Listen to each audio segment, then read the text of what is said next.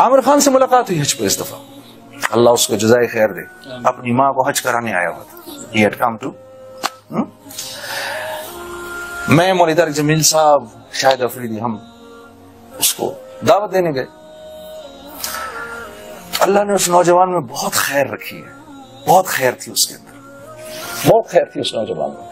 Allah bless him, may Allah accept him. So out of all of us, Maulvi Tariq Jamil Sahab was the most concerned to meet him. He says, I have to meet this boy. I have to meet this boy. اور مجھے اس کو اللہ کا پیغام پہنچانا ہے ہر صورت کے اندر. So as Maulana was speaking to him, he gave us half an hour. But once Maulana started speaking to him, we stayed there for 3 hours. مجھے اپنا ٹائم یاد آ گیا. When one of my friends came in to meet me for 5 minutes. He says, I'm going to meet you for 5 minutes. These Tablighi people have strange agendas. He said, I'm going to come and meet you for 5 minutes. Wallahi, he kept on sitting with me for 3.5 hours. So after the first meeting, he says, I have to meet you people again. Then the second meeting, first meeting we had in Mecca, the second meeting we had in Medina. So we went, he says, yes, I'll meet you from 4 to 6. And then we kept sitting with him for 6 hours. And then I had to literally pick up Maulana. Maulana, please get up now. Please, I know, it's like you lost love between Maulvi Tariq Jamil Sahab and Amir Khan. I literally had to pick him up. But he was not letting Maulana leave. He was not letting us go. And I thought to myself, how much khair is there in every Muslim's heart? Has he? Later on, why I'm narrating you Amir's Karguzari is because later on I asked Maulana, I said, Maulana, we were sitting with him for 3 hours over there, and we sat with him for 6 hours over here. کوئی اسلام کی بات نہیں سنی ابھی ہم نے اس کے منہ سے. تو مولانا نے کہا ابھی اسلام اس کے اندر گھسنے تو دو، پہلے اسلام گھسے تو صحیح اس کے اندر.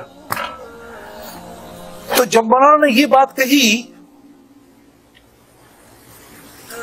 وہ ہمارے ساتھ نماز پڑھنے کے لیے آئے نا، تو آ کر ایک معصوم بچے کی طرح پوچھنے لگے، جی مولانا ٹوپی کے بغیر نماز پڑھ سکتے ہیں؟ قربان جائے مولوی صاحب کا، ہاں بالکل پڑھ سکتے ہیں، بالکل پڑھ سکتے ہیں، آپ پڑھیں. تو اس کا چہرہ کھل گیا کہ یار میں ٹوپی کے بغیر بھی نماز پڑھ سکتا ہوں. اس نے ٹوپی کے بغیر نماز پڑھی، پھر خود ہی اس کے دل میں آئی لیکن ٹوپی کے ساتھ اچھا لگتا ہے. پھر وہ اندر گیا، جا کے اس نے سر پہ ٹوپی پہن لی.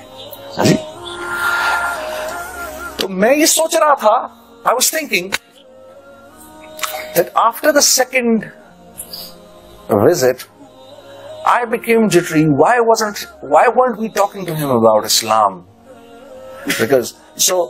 And then I thought to myself, look at Allah.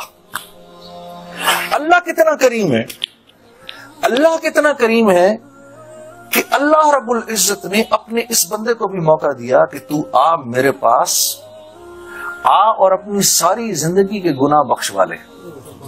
اس کو بھی موقع دیا اللہ نے. ٹھیک ہے، مجھے اتنی شرم آئی، مجھے اپنا ایک دم خیال آ گیا کہ یہ تو اپنی ماں کو لے کر آیا ہے، اور اس نے اپنی ماں کو ویل چیئر پر حج کرایا ہے.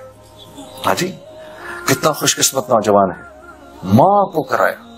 اس طرح ہم سنتے ہیں، جی آسان بات نہیں ہے، کر کے دیکھو تو طبیعت صاف ہو جاتی ہے.